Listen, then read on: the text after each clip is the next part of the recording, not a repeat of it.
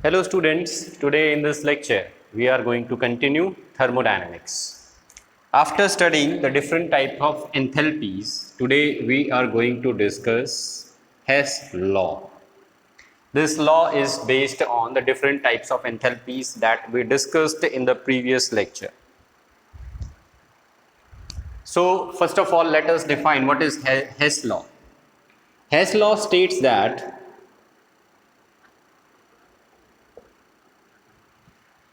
the total enthalpy change of a chemical reaction is same whether the reaction is carried out in a single step और multiple step. किसी reaction को आप एक step में करवाते हो या उसी रिएक्शन को आप मल्टीपल स्टेप में करवाते हो, टोटल एंथैल्पी चेंज जो होगा उस रिएक्शन का वो हमेशा क्या रहेगा? सेम. इसको एक एग्जांपल से हम लोग समझते हैं. कार्बन को जब ऑक्सीजन की प्रेजेंस में जलाया जाता है तो ये कार्बन डाइऑक्साइड गैस प्रोड्यूस करता है. इस रिएक्शन का जो एंथैल्पी चेंज है, let us suppose this is the enthalpy change of this reaction. अब ये रिएक्शन जो है इसको अगर हम दूसरे तरीके से करवाएं, दूसरा तरीका क्या है? इसको एक सिंगल स्टेप में करवाने की बजाय इसको हम दो स्टेप्स में करवाते हैं. कैसे करवाते हैं? ऑक्सीजन गैस की सप्लाई लिमिटेड कर दीजिए तो ये पहले बनाएगा कार्बन मोनोऑक्साइड गैस, और कार्बन मोनोऑक्साइड गैस का फिर से हम ऑक्सीडेशन जब करवाते हैं तो ये बनाता है कार्बन डाइऑक्साइड गैस. तो इस रिएक्शन को बजाय इस तरीके से एक सिंगल स्टेप में करवाने के हमने इस तरीके से दो स्टेप्स में करवाया. सपोज इस रिएक्शन का पहले स्टेप का जो एंथैल्पी चेंज है दिस इज डेल्टा H1 और इस स्टेप का जो एंथैल्पी चेंज है दिस इज डेल्टा H2. तो अकॉर्डिंग टू हेस लॉ के अकॉर्डिंग क्या रहेगा? इस रिएक्शन को जब मैं सिंगल स्टेप में करवा रहा हूं तब जो एंथैल्पी चेंज आया है, ठीक है, अकॉर्डिंग टू हेस लॉ के अकॉर्डिंग इस रिएक्शन को जब हम सिंगल स्टेप में करवाते हैं तब जो एंथैल्पी चेंज आता है, और जब हम इसी रिएक्शन को मल्टीपल स्टेप्स में करवाते हैं तब जो टोटल एंथैल्पी चेंज आता है ये क्या रहते हैं? हमेशा सेम. सो ये मतलब है हेस लॉ का. किसी भी रिएक्शन को जब आप डायरेक्टली एक सिंगल स्टेप में करवा रहे हो तब जो एंथैल्पी चेंज हो रहा है, और किसी भी रिएक्शन को अगर आप मल्टीपल स्टेप्स में करवा रहे हैं तब जो टोटल एंथैल्पी चेंज हो रहा है, ये एंथैल्पी चेंज क्या रहते हैं? बराबर रहते हैं. ये स्टेटमेंट है हेस लॉ की. हेस लॉ को हम यूज करके एंथैल्पी ऑफ फॉर्मेशन कैलकुलेट कर सकते हैं.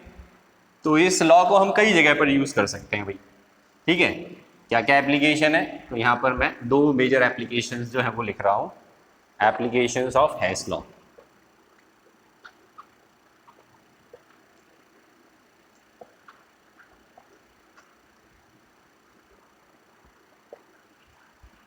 First application, it can be used to calculate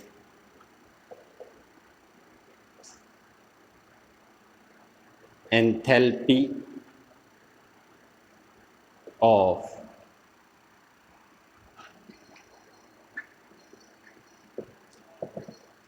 of formation of any substance. It can be calculated by using Hess law. For example,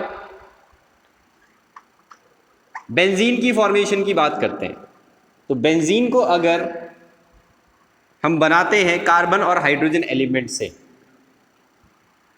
तब जो एंथैल्पी चेंज होता है that is called enthalpy of formation.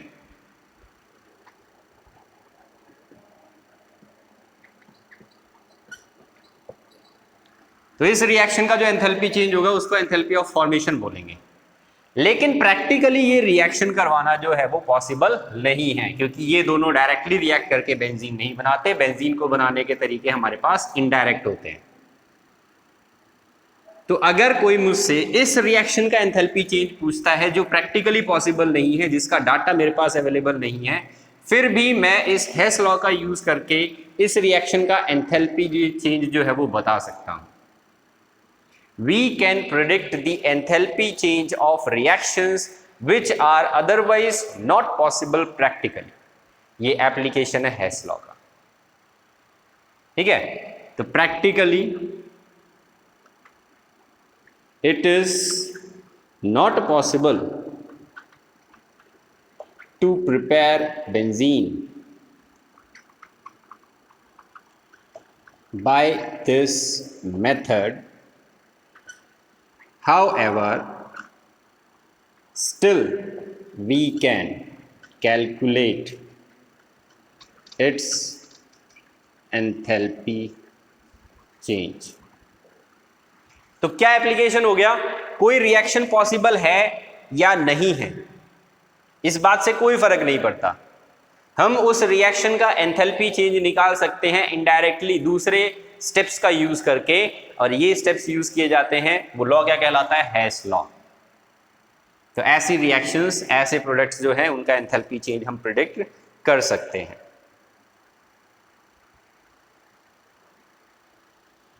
Second application देखो। Second application कहता है आप किसी भी रिएक्शन का enthalpy change, enthalpy of reaction can be calculated if we know the standard enthalpy of formation of reactant and product. Second application, estimation of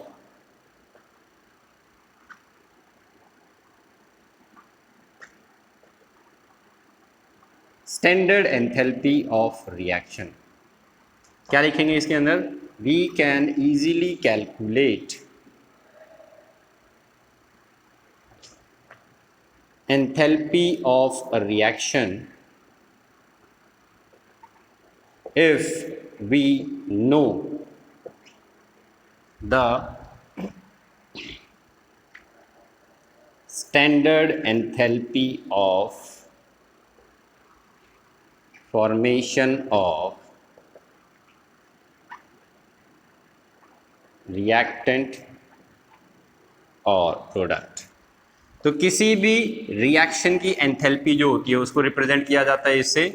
तो ये किसके बराबर होती है, delta H F not of product minus delta H F not of reactant. तो इस फॉर्मूले का यूज करके हम किसी भी रिएक्शन की एंथैल्पी निकाल सकते हैं अगर हमें स्टैंडर्ड एंथैल्पी प्रोडक्ट की और स्टैंडर्ड एंथैल्पी रिएक्टेंट की पता है। तो ये दो एप्लीकेशंस हो जाती हैं बच्चों हेस लॉ की। अब हम इस हेस लॉ का यूज करके ये एप्लीकेशंस जो है उनको न्यूमेरिकल्स की फॉर्म में सॉल्व करेंगे। तो अब हम न्यूमेरिकल्स प्रैक्टिस करने वाले हैं जिसमें हम डिफरेंट टाइप की एंथैल्पीज जो हैं इनका यूज करते हैं और हेस लॉ का यूज करके कोई भी एंथैल्पी कैलकुलेट करते हैं गिवन रिएक्शन की। चलिए सबसे पहला क्वेश्चन देखते हैं, calculate the enthalpy of formation of carbon monoxide from the following data. Delta H F निकालना है ऑफ कार्बन मोनोऑक्साइड, कितना है, डाटा गिवन है। क्या डाटा दे रखा है, पहली इक्वेशन दे रखी है enthalpy of formation of carbon dioxide CO2, C plus O2 it gives us CO2।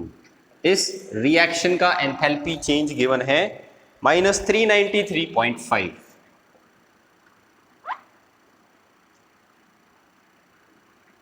Kilojoule per mole.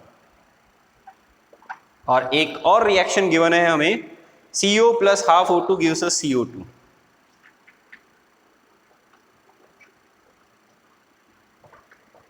Delta H R not इसका दे रखा है -283 किलोजूल पर मोल। तो ये दो रिएक्शंस गिवन है और हमसे पूछ रहा है enthalpy of formation of carbon monoxide बताइए क्या होगा। तो देखो बच्चों, एंथैल्पी ऑफ फॉर्मेशन, हमने टाइप ऑफ रिएक्शन जब पढ़ा था, टाइप ऑफ एंथैल्पीज, तो उसमें हमने क्या लिखा था कि जब एंथैल्पी ऑफ फॉर्मेशन की बात होती है तो एंथैल्पी ऑफ फॉर्मेशन में हमेशा एक मॉलिक्यूल बनाया जाएगा, और किससे बनाया जाएगा? एलिमेंट से बनाया जाएगा जिससे वो मॉलिक्यूल बना है। तो मुझे कार्बन मोनोऑक्साइड बनाना है, कार्बन मोनोऑक्साइड में एक एटम कार्बन का है तो कार्बन, एक एटम ऑक्सीजन का है तो हाफ O2। तो कार्बन एलिमेंटल स्टेट में, ऑक्सीजन भी एलिमेंटल स्टेट में, इसका एक एटम, इसका एक एटम, ये दोनों मिलके क्या बना रहे हैं? CO बना रहे हैं। मुझे इसका एंथैल्पी चेंज निकालना है, कितना होगा। इन दोनों रिएक्शंस को आप मैनिपुलेट करेंगे और इस तरीके से मैनिपुलेट करेंगे कि फाइनल रिएक्शन आपके पास ये आ जाए। तो हम इन दोनों इक्वेशंस को इस तरीके से मैनिपुलेट करेंगे कि हमारी फाइनल इक्वेशन ये बन जाए। कैसे करेंगे? चलो देखते हैं। यहां पर सबसे पहले आप इस रिएक्शन को लिख लीजिए। पहली equation C + O2 it gives us CO2। इसका डेल्टा H हमें गिवन था -393.5, तो इसका डेल्टा H -393.5 ये हमें गिवन है।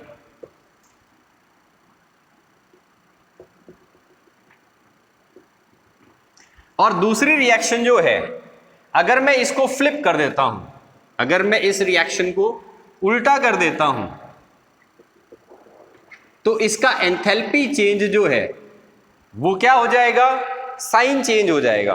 तो एंथैल्पी चेंज कितना गिवन था? -283, तो ये कितना बन जाएगा? +283।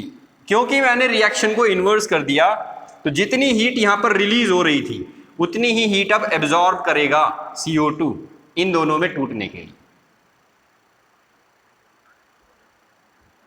तो इसका साइन तो नेगेटिव ही रहता है, लेकिन मैंने इस रिएक्शन को क्योंकि इन्वर्स कर दिया, इस वजह से इन्वर्स रिएक्शन जो वापस वाली रिएक्शन है, ये अगर एक्सोथर्मिक है तो ये वाली रिएक्शन क्या रहेगी? एंडोथर्मिक।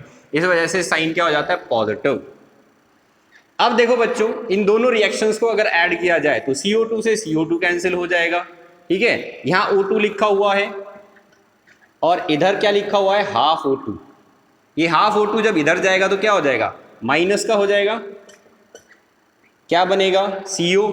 तो 1 - हाफ क्या बन गया? Half O2। तो C + हाफ O2 क्या बन गया? CO।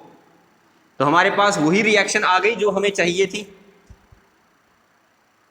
तो अब क्या करना पड़ेगा? इन दोनों को ऐड करना पड़ेगा, क्योंकि इन दोनों इक्वेशंस को जब ऐड करते हैं तो ये इक्वेशन आ रही है, इसीलिए अब एंथैल्पी चेंज जो है उसको भी आप ऐड कर दीजिए। तो डेल्टा HF0 कितना हो जाएगा? -393.5 + 283.0 किलो जूल पर मोल। इसके अंदर से माइनस कर लो तो क्या आ जाएगा? 0.5011 और साइन रहेगा minus. So delta HF0 of this reaction will be -110.5। तो जो भी रिएक्शन गिवन है उन दोनों इक्वेशंस को मैनिपुलेट करना है, और मैनिपुलेट करके फाइनली वो इक्वेशन लेके आनी है जिसके लिए हम एंथैल्पी चेंज निकालने वाले हैं। तो इस तरीके से हम मैनिपुलेट करते हैं इस इक्वेशन को, और इस तरीके से हम आंसर कैलकुलेट कर लेते हैं। आई होप ये सभी को समझ में आ गया होगा। चलो एक और प्रॉब्लम देखते हैं ऐसी ही, जिसके अंदर हमें एंथैल्पी चेंज जो है वो कैलकुलेट करना दिया गया है।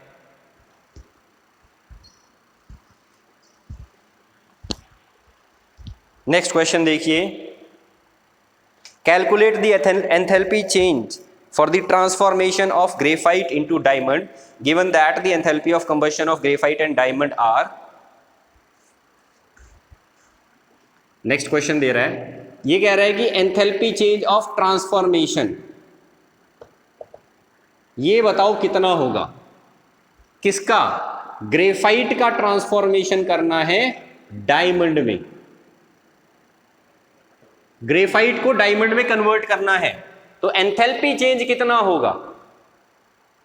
और दे क्या रखा है? कंबशन ऑफ ग्रेफाइट और कंबशन ऑफ डायमंड की वैल्यूज दे रखी है। कंबशन ऑफ ग्रेफाइट जब होता है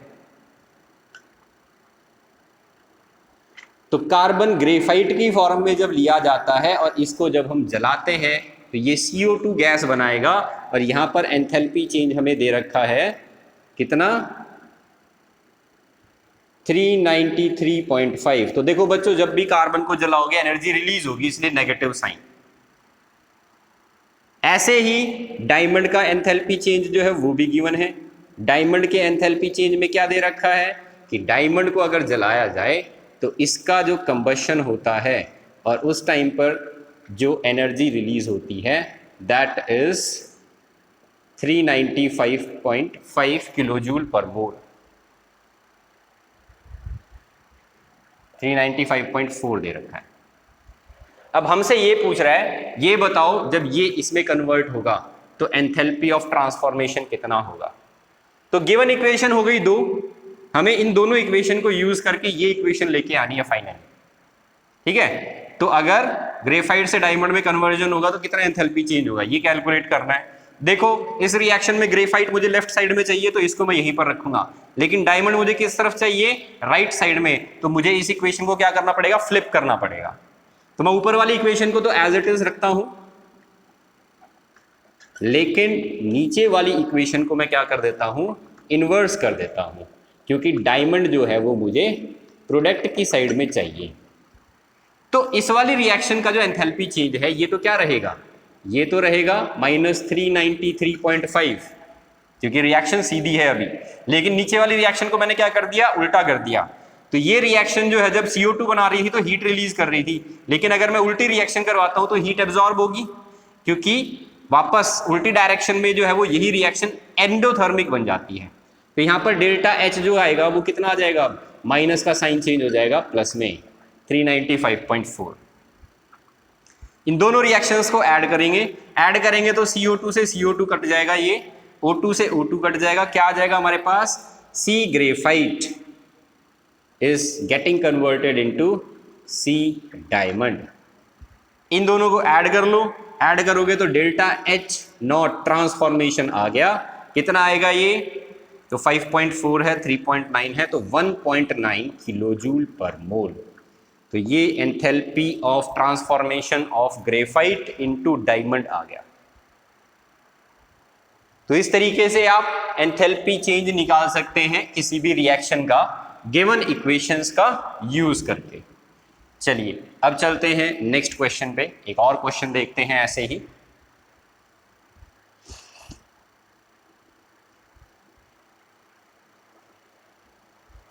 नेक्स्ट क्वेश्चन दे रखा है, थोड़ा सा कॉम्प्लिकेटेड क्वेश्चन ले रहा हूं अभी मैं। Calculate the enthalpy of formation of methane.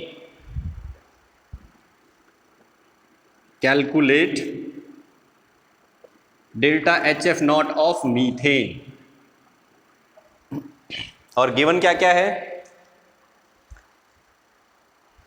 पहली इक्वेशन दे रखी है C plus O2 it gives us CO2, और इसका एंथैल्पी चेंज दे रखा है 393.5 किलोजूल पर मोल, वैल्यू है माइनस में, मतलब एक्सोथर्मिक।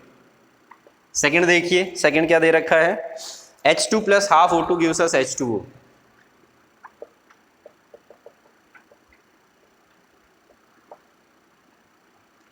और इसका एंथैल्पी चेंज दे रखा है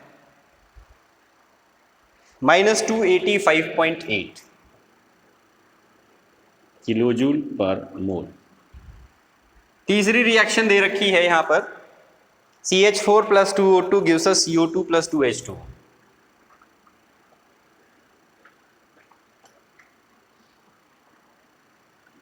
और इस रिएक्शन का एंथैल्पी चेंज हमें दे रखा है -890.3। ये तीन इक्वेशंस गिवन हैं और हमें कैलकुलेट क्या करना है, enthalpy of formation of methane. तो मीथेन की एंथैल्पी ऑफ फॉर्मेशन कैसे निकालोगे, तो देखो मीथेन का फॉर्मूला होता है CH4। तो CH4 बनाने के लिए क्या चाहिए, एक कार्बन और 2 हाइड्रोजन। तो जब भी हम फॉर्मेशन की बात करते हैं, फॉर्मेशन हमेशा किससे किया जाता है, एलिमेंट से, जिस एलिमेंट से वो कंपाउंड बना है, तो कार्बन और हाइड्रोजन ही लेना पड़ेगा। और इस रिएक्शन की एंथैल्पी ऑफ फॉर्मेशन कैलकुलेट करनी है यहां पर। तो कैसे करेंगे, तो देखो बच्चों यहां पर कार्बन मुझे लेफ्ट साइड में चाहिए इस रिएक्शन के अंदर, पहली इक्वेशन में कार्बन दे रखा है, लेफ्ट साइड में लिखा हुआ है, तो इस रिएक्शन को हम चेंज नहीं करने वाले, फ्लिप नहीं करने वाले, ये इक्वेशन ऐसी ही रहेगी। दूसरे में देखो हाइड्रोजन जो है ये भी कहाँ लिखा है, लेफ्ट साइड में ही लिखा हुआ है, तो यहाँ पर देखो तीनों रिएक्शंस में हाइड्रोजन इधर लेफ्ट में आ रहा है सेकंड में, तो इस इक्वेशन को भी हम फ्लिप नहीं करेंगे, इस इक्वेशन को हम इधर ही रखेंगे। CH4 हमें कहाँ चाहिए, हमें राइट साइड में चाहिए, एरो के दूसरी तरफ, लेकिन यहाँ पर CH4 कहाँ लिखा हुआ है, लेफ्ट साइड में लिखा हुआ है, तो मैं इस इक्वेशन को फ्लिप करूंगा ताकि CH4 जो है वो उधर चला जाए। तो मैं इन दो इक्वेशंस को चेंज नहीं करता, मैं इस इक्वेशन को जो है वो उल्टा कर देता हूं ताकि मुझे फाइनल इक्वेशन मिलने में आसानी हो। जब इक्वेशन को फ्लिप करते हैं तो ये इक्वेशन जो अभी तक एक्सोथर्मिक थी ये क्या बन जाएगी, एंडोथर्मिक। तो ये हो गया हमारे पास, थर्ड इक्वेशन को हम फ्लिप कर देते हैं और इस इक्वेशन को अब यूज करेंगे। अब देखो बच्चों यहां पर CO2 के कितने मॉलिक्यूल है, एक CO2 है, तो CO2 से CO2 कट जाएगा क्योंकि मुझे फाइनल इक्वेशन में तो CO2 चाहिए नहीं, तो इसको और इसको हम एज इट इज रहने देते हैं, किसी चीज से मल्टीप्लाई नहीं करते। यहां पर देखो वाटर कितना है, 2, यहां पर वाटर इधर बन रहा है वाटर, लेकिन इधर एक मॉलिक्यूल बन रहा है, यहां कितने मॉलिक्यूल है, 2 मॉलिक्यूल, तो क्या करना पड़ेगा, इसको 2 से मल्टीप्लाई करना पड़ेगा, इस पूरी इक्वेशन को हम 2 से मल्टीप्लाई कर देते हैं, इस पूरी इक्वेशन को हम 2 से मल्टीप्लाई कर देते हैं। तो एक मॉलिक्यूल जब बन रहा था तो इतनी एनर्जी रिलीज कर रहा था, 2 मॉलिक्यूल बनेंगे तो एनर्जी भी 2 से मल्टीप्लाई हो जाएगी, एनर्जी को 2 से मल्टीप्लाई करोगे तो क्या आ जाएगा,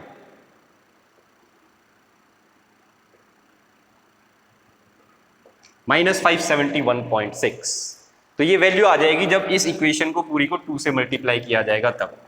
तो ब्रैकेट हटा लो और सबके आगे 2 लगा लो यहां पर, तो 2H2 प्लस हाफ 1 से मल्टीप्लाई होगा तो ये 1 बन जाएगा और यहां पर 2 आ जाएगा, तो ये आ गई हमारे पास इक्वेशन। तो हमारी 3 इक्वेशन बन गई ये। अब हम क्या करेंगे, अब हम इन तीनों इक्वेशंस को ऐड कर देंगे। जब आप इन तीनों इक्वेशंस को ऐड करोगे तो इससे ये कैंसिल हो जाएगा, इससे ये कैंसिल हो जाएगा, और ये जो 2 ऑक्सीजन है, इस 2 ऑक्सीजन से ये ऑक्सीजन और ये ऑक्सीजन कैंसिल हो जाएगी। तो बचेगा क्या तुम्हारे पास, अब देखो इसके अंदर क्या क्या बच गया, कार्बन बच गया, हाइड्रोजन बच गया, और इधर क्या बचा, सिर्फ CH4। तो ये जो एंथैल्पीज आ रही है अब इनको ऐड कर लो, तो delta HF0 is equal to -393.5 plus 890.3 और -571.6। सॉल्व करोगे इसको तो आंसर तुम्हें मिल जाएगा -74.8।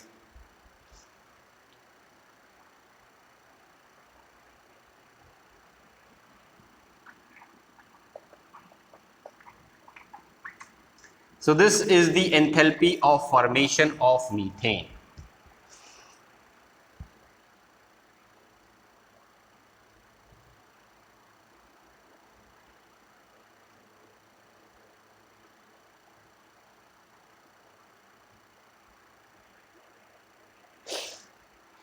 चलो अब करते हैं एक और क्वेश्चन इसी तरीके से। तो इसमें तो 3 इक्वेशंस दे रखी थी हमें, और 3 इक्वेशंस का यूज करके हमें एंथैल्पी ऑफ फॉर्मेशन निकालना था। अब थोड़ा सा और कॉम्प्लिकेटेड क्वेश्चन ले लेते हैं।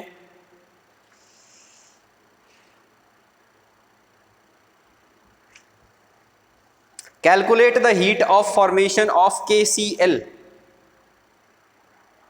From the following data.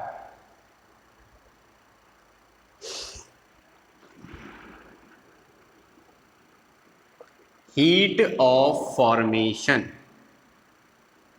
of KCl। तो डाटा हमें दे रखा है कुछ इस तरीके से। सबसे पहली इक्वेशन दे रखी है KOH प्लस HCl,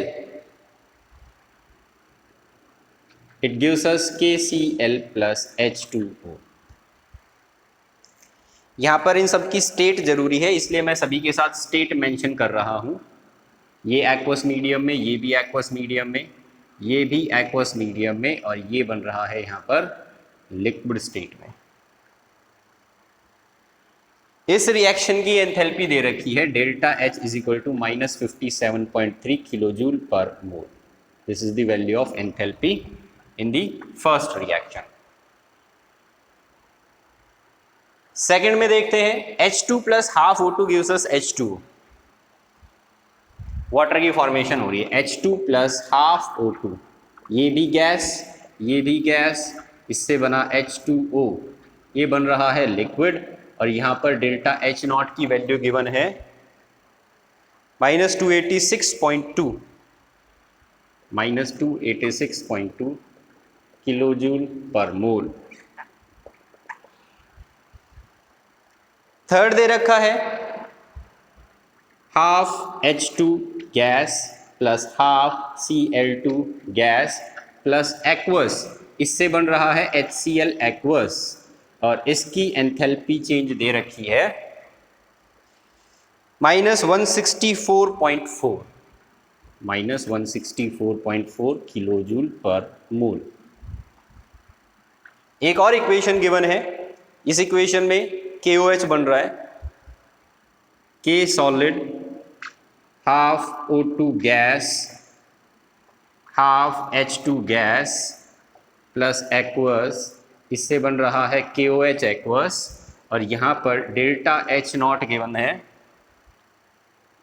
-487.4, और लास्ट में एक और इक्वेशन गिवन है, KCl सॉलिड KCl एक्वस में कन्वर्ट होता है, KCl सॉलिड, इसको पानी में डाल देते हैं तो ये KCl एक्वस बन जाता है, और डेल्टा H नॉट दे रखा है +18.4 किलोजूल पर मोल।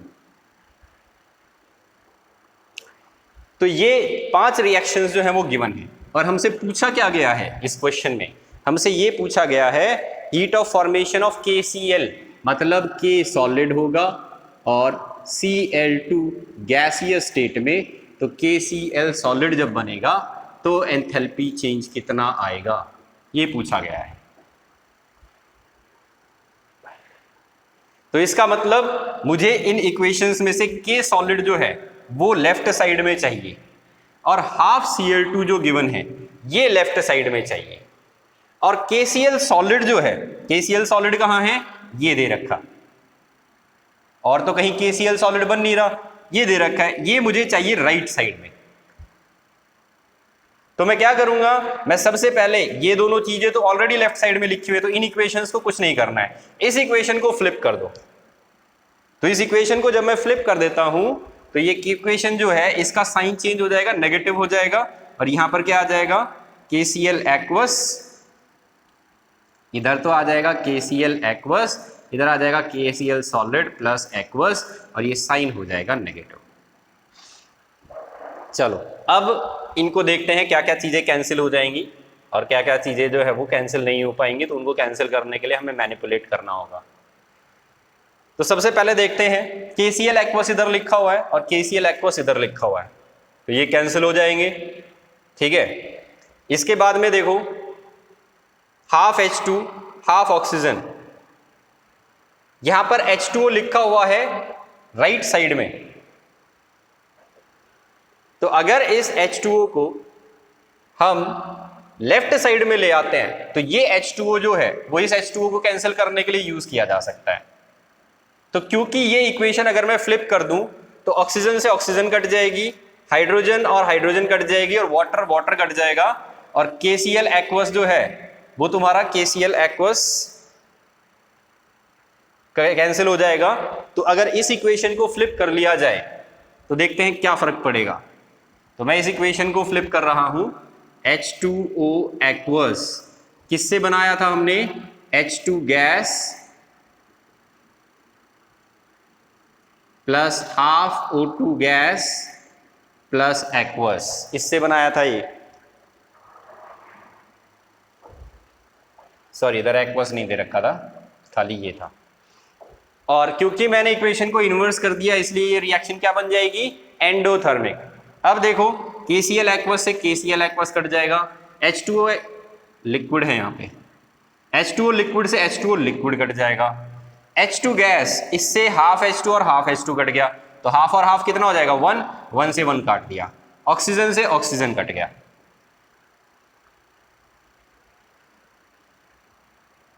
अब क्या रह गया हमारे पास, KOH एक्वस, KOH एक्वस से KOH एक्वस काट दो, HCl एक्वस से HCl एक्वस को कैंसिल कर दो। ये जो एक्वस मीडियम है ये इस एक्वस मीडियम से कैंसिल हो जाएगा, तो लास्ट में क्या बच गया तुम्हारे पास, लास्ट में हमारे पास बच गया K solid plus half Cl2 gas, और ये क्या बनाएंगे, KCl सॉलिड।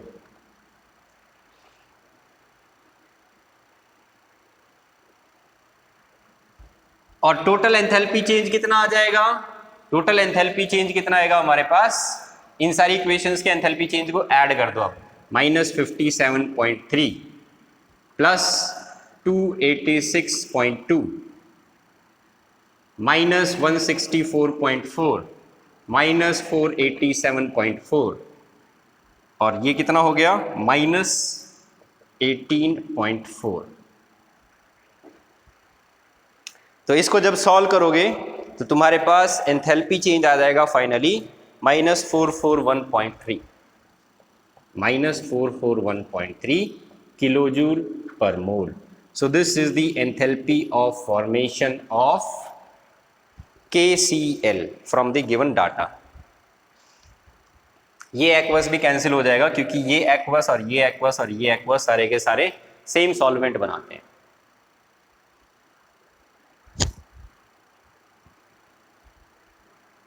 तो बच्चों इस तरीके के न्यूमेरिकल्स जो है वो बहुत सारे दे रखे हैं जिसमें तुम्हें एंथैल्पी चेंज कैलकुलेट करना है। ये कुछ प्रॉब्लम्स मैंने तुम्हें सॉल्व करके दिखाई। अब मैं तुम्हें एक असाइनमेंट दूंगा जिसमें इसी तरीके के बहुत सारे क्वेश्चंस हैं। Try to solve them and if you have any doubt you can ask them in the doubt session.